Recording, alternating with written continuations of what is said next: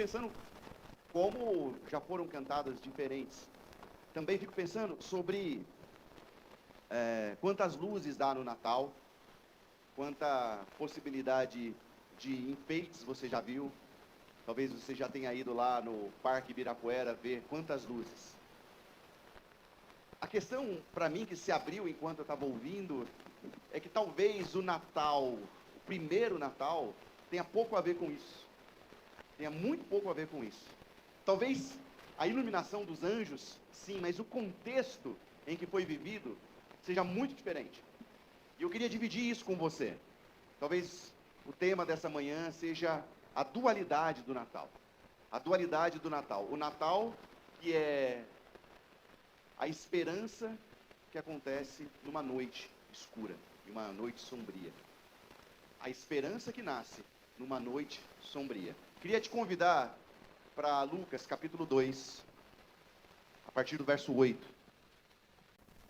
Havia naquela mesma comarca pastores que estavam no campo e guardavam durante a noite o seu rebanho. E eis que um anjo do Senhor veio sobre eles, e a glória do Senhor cercou de resplendor, e tiveram um grande temor. E o anjo lhes disse: não temais, porque eis aqui vos trago novas de grande alegria, que será para todo o povo. Pois na cidade de Davi vos nasceu hoje o Salvador, que é Cristo o Senhor. E isto vos será por sinal: achareis o menino envolto em panos e deitado numa manjedoura. E no mesmo instante apareceu com o anjo uma multidão dos exércitos celestiais, louvando a Deus e dizendo: glória a Deus nas alturas, paz na terra, aos homens de boa vontade. E aconteceu que, ausentando-se deles os anjos para o céu, disseram os pastores uns aos outros: vamos, pois, a Belém e vejamos isso que aconteceu e que o Senhor nos fez saber. E foram apressadamente e acharam Maria e José, e o menino deitado numa manjedoura, e vendo, divulgaram a palavra que acerca do menino lhes fora dita. E todos os que ouviram se maravilharam dos que os pastores diziam. Maria, porém, guardava todas essas coisas em seu coração. E voltaram os pastores, glorificando e louvando a Deus por tudo o que, como os anjos lhe haviam dito. Amém. Senhor, ministra-nos nessa manhã pelo Teu Espírito. É o que nós oramos em nome de Jesus. Havia naquela mesma comarca pastores que estavam no campo e guardavam à noite o seu rebanho. Às vezes é noite. E a noite aqui a gente pode ver como literal e simbólica. Às vezes é noite. É noite quando o Império Romano governa com medo. Sabe que, se você for estudar a história do Império Romano, nunca houve um império tão violento e tão sangrento quanto o Império Romano. É noite quando uma menina adolescente, cerca de 14 anos, ganha uma missão muito difícil. Você imagina você, aos 14 anos, descobrir que você está carregando no seu ventre o Salvador do mundo? Hoje, quando a gente olha para trás a história de Maria, a história de José, a gente tem um aquecimento no nosso coração. A gente fala: nossa, como é bonita essa história. Mas eu fico imaginando no momento em que estava acontecendo, um momento extremamente difícil. Mas eu quero falar sobre a sua noite. Quero falar sobre a nossa noite. Quero falar sobre as nossas noites também. Porque às vezes é noite na nossa alma. Um amigo me partilhava de uma crise de ansiedade, em que ele se trancou no quarto e ele, deitado na sua cama, suava frio, e ele tinha uma sensação de que tudo, absolutamente tudo na vida dele era maior do que a sua capacidade de resolver. E aí ele chorava, e ali ele tinha uma sensação de pânico, como se ele estivesse tendo um infarto. Isso é noite. É noite quando aquelas pessoas que a gente ama nos deixam por algum motivo. É noite quando existem rompimentos. É noite quando a gente contrai uma dívida maior do que a gente tem capacidade de carregar, e aí a gente começa a ficar ansioso e preocupado. É noite quando é luto. No final de ano, nós enterramos pessoas queridas. A minha avó faleceu exatamente no mesmo dia que a minha mãe falecera há 4 anos atrás, dia 24 de novembro. São coisas misteriosas da nossa alma que a gente é obrigado a enfrentar. É noite. É interessante você pensar que aquela noite em Belém, ela não era essa alegria que a gente tem de Natal. Ela era uma noite sombria. Até a notícia do Salvador era uma noite sombria. Percebem? Tudo é sombra disso. É tudo medo. Se existia festa, se existia algum tipo de festa, não era ali naquele contexto. Era em Roma. Porque toda uma população sofria. Então, queria que quando a gente fala sobre noite de paz, é justamente a noite de paz quando a esperança renasce. Mas até aquele momento, o que havia ali era a noite, era a escuridão. Isso é uma metáfora importante para nós, gente. Porque quando a gente vai celebrar a Páscoa dos judeus, é noite, é escuridão. A Páscoa dos judeus acontece num contexto de 400 anos de deserto. A Páscoa cristã, da mesma forma. Nós éramos escravos dos nossos pecados. A escravidão dos nossos pecados nos mantém presos aos vícios, nos mantém presos às nossas dores emocionais, à dificuldade que a gente tem de perdoar uns aos outros. É noite. Mas surge uma luz de esperança, e eu queria dividir com vocês. Vai comigo no versículo 19. De Lucas capítulo 2. Maria guardava todas as coisas em seu coração. Maria guardava todas as coisas em seu coração.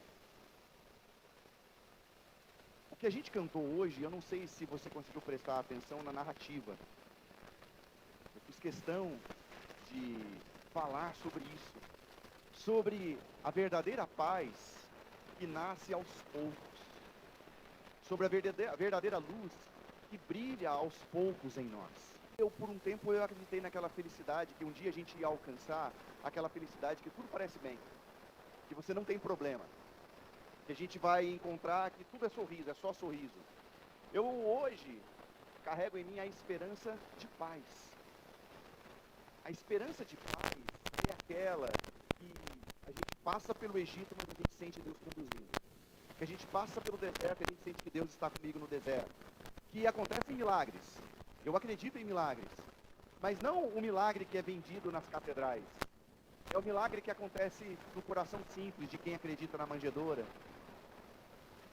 O Natal da simplicidade, que vai transformando a nossa vida de dentro para fora. Eu acredito em milagres, irmãos. Aliás, eu já vi milagres. Eu já vi curas. Eu já vi libertação, eu acredito em milagres. Mas eu acredito ainda mais nos milagres dos corações simples. Para a gente ver o Natal acontecer, a gente precisa ter um coração como o coração de Maria. O coração de Maria era um coração simples.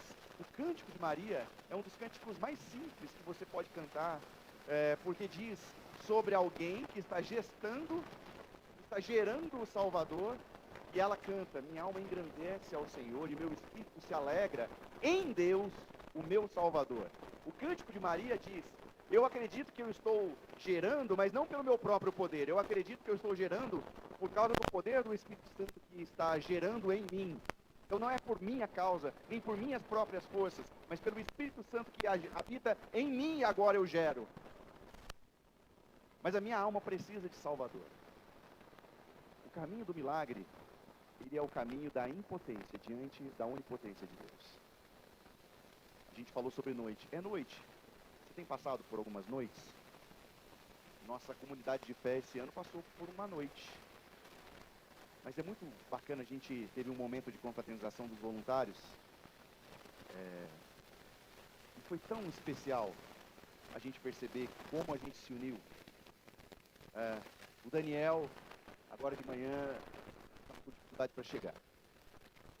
E aí o Alex, Eu zoando com ele zoando comigo, daqui a pouco ele estava ali batendo fotografia. Como a gente aprendeu a se completar?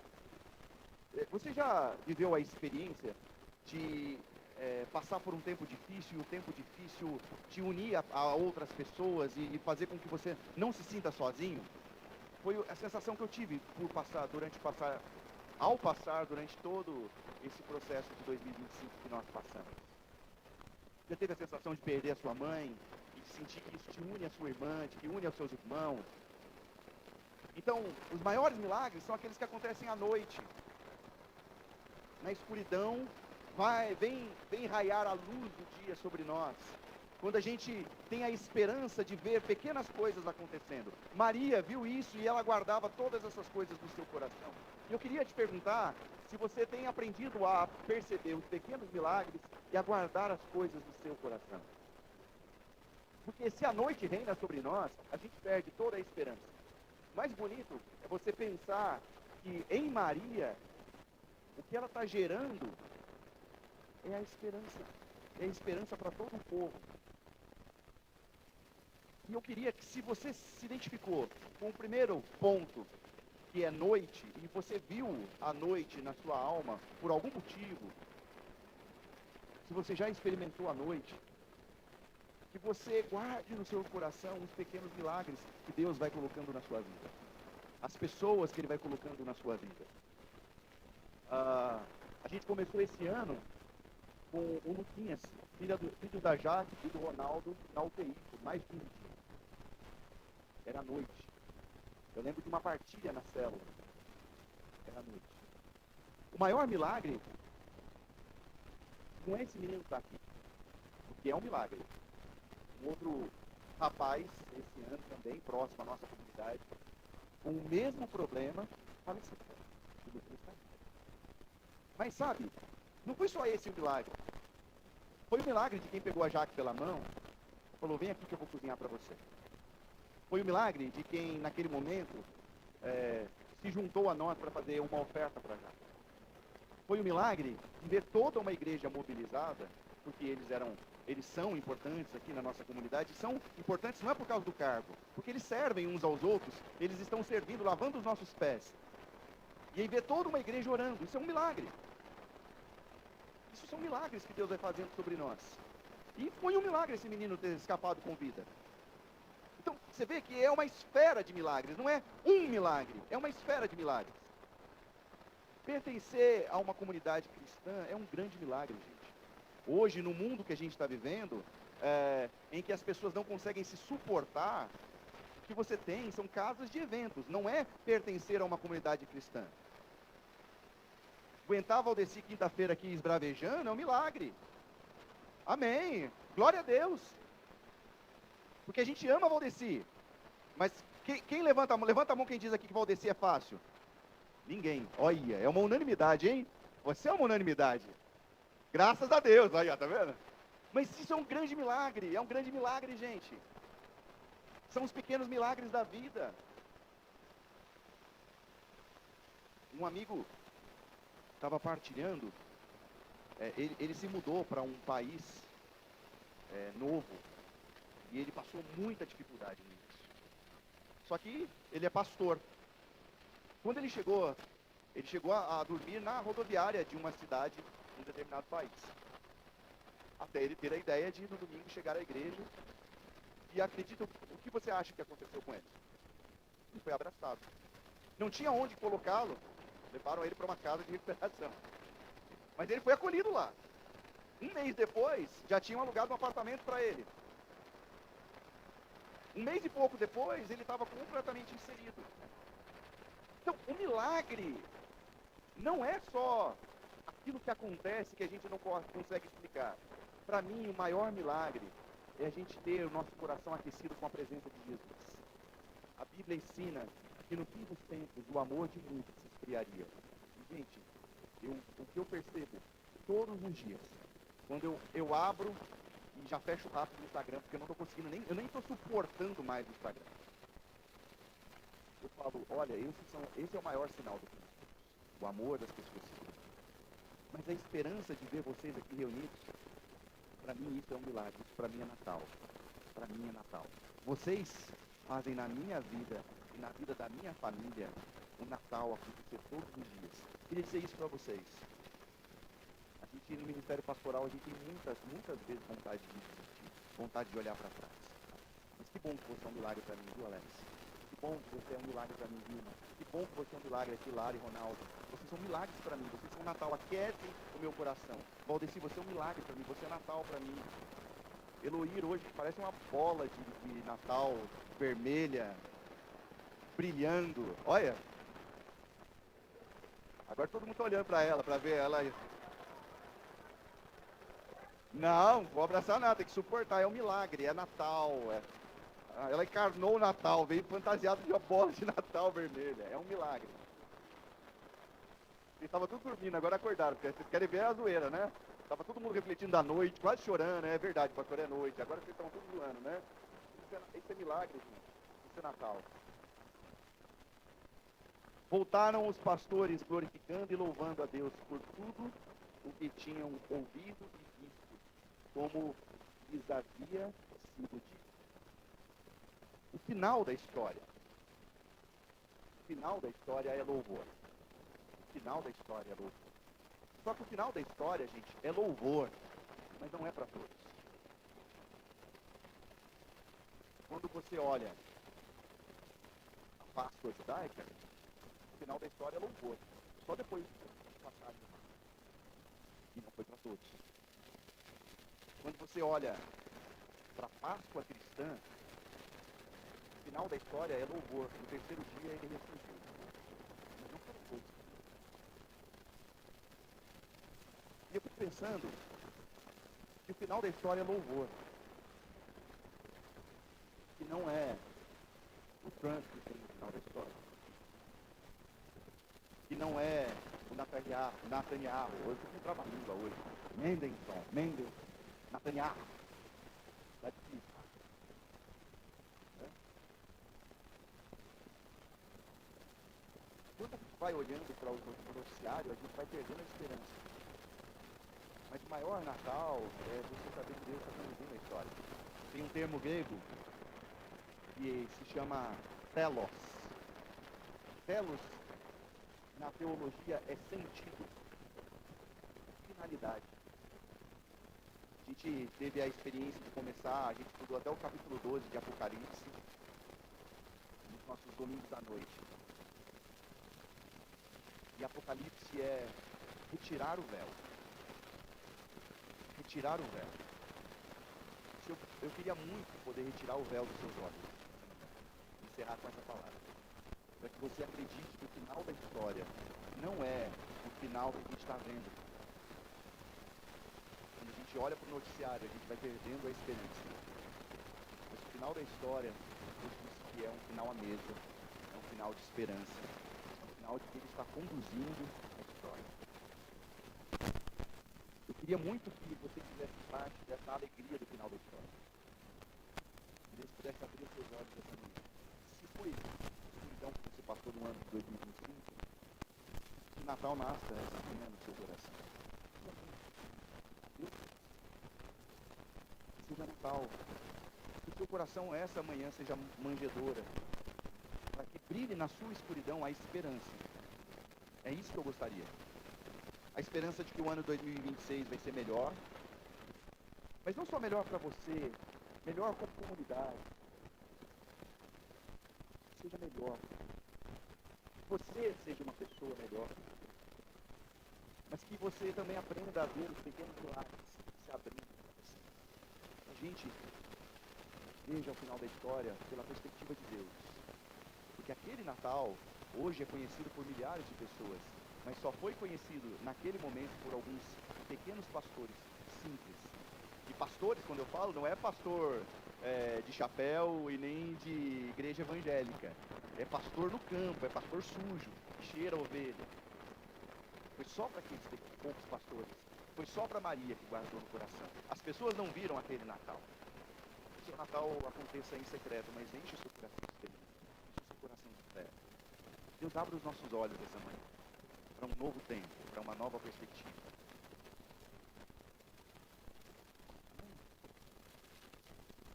queria que você tivesse.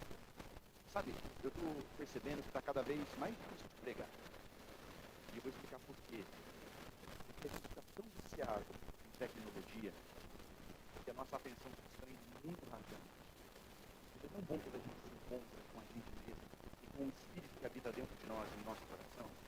Eu queria te pedir, você tentasse se concentrar por um minuto e meio. Eu pedi para os meninos tocarem da orquestra, Noite de Paz. Só suave, mas para preparar o seu coração, que o seu coração nesse minuto seja manjedoura, para ver a esperança do Natal nascer em Jesus. Para ver a esperança do Natal nascer em Jesus. Jesus nascendo no seu coração. Que se é noite na sua alma, Deus ilumine. Que essa noite tão simples, que essa manhã, né? Essa manhã tão simples, tão singela, faça diferença no seu coração. Então feche seus olhos, converse com Deus.